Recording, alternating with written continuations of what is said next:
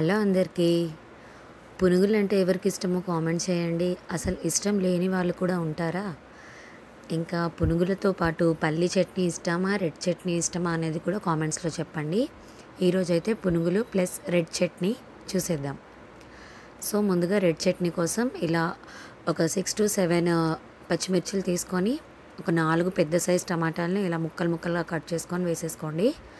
అందులోనే ఒక 8, 9 వెల్లుల్లి రెబ్బలు పొట్టుతో సహా వేసేసుకోండి.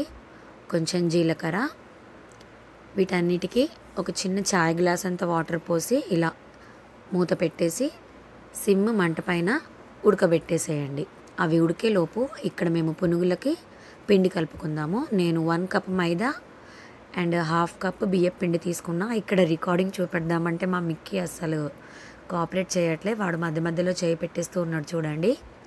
సో 1 కప్ మైదా, 1/2 కప్ బియ్యం పిండి, తగినంత సాల్ట్, తగినంత బేకింగ్ సోడా, 1/2 టీ స్పూన్ జీలకర్ర అండ్ ఫుల్ 1 కప్ పెరుగు తీసేసుకొని మొత్తం కలిపేసుకోవడమే. అండ్ ఇందులో వాటర్ ఎంత పడతాయో అన్ని చూసుకుంటూ కొంచెం కొంచెం పోసుకుంటూ పిండిని కలుపుకోండి. ఒకేసారి వాటర్ పోసేస్తే మళ్ళీ పిండి పల్చగా దోశ పిండిలా అయిపోతుంది. సో ఇలా నేను చూపిస్తున్నట్టు మంచిగా బీట్ చేసుకుంటూ కలపండి.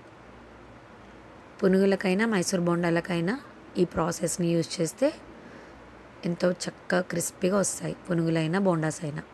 మా మిక్కీ మాత్రం అసలు నన్ను ఏం చేయనివ్వట్లే, పక్కనే ఉన్నాడు. ఇంకా వాడిని వదిలేసి నేనేం చేస్తా, వాడు పడుకున్నప్పుడు చేద్దామంటే సౌండ్కైనా లేచి కూర్చుంటాడు. సో ఇంకా వాడిని హ్యాండిల్ చేసుకుంటూ చేసేయడమే. పిండి నేను చూపించినట్టు బీట్ చేసుకోండి, కలిపి పక్కన పెట్టేసుకోండి. ఇక్కడ టొమాటోస్ ఒక 3/4 అంటే ఆల్మోస్ట్ 70% ఉడుకుతాయి కదా, అప్పుడు తగినంత సాల్ట్, నేను చూపించినట్టు చిన్న క్యూబ్ బెల్లము, ఇంకా 1/2 ఇంచ్ చింతపండు, కొద్దిగా పసుపు వేసేసుకొని ఇంకా మంటను ఆఫ్ చేసేయండి. 70% ఉడికితే చాలు. అంటే పైన టొమాటోస్ పైన పొట్టు విడిగా అయిపోయే వరకు ఉడికించుకోండి.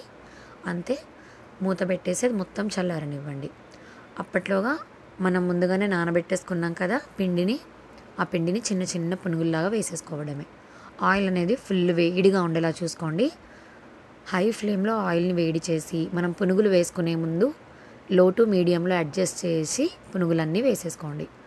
పునుగులన్నీ వేసేసుకున్న తర్వాత చక్కగా కలుపుకుంటూ వేయించుకోవాలి.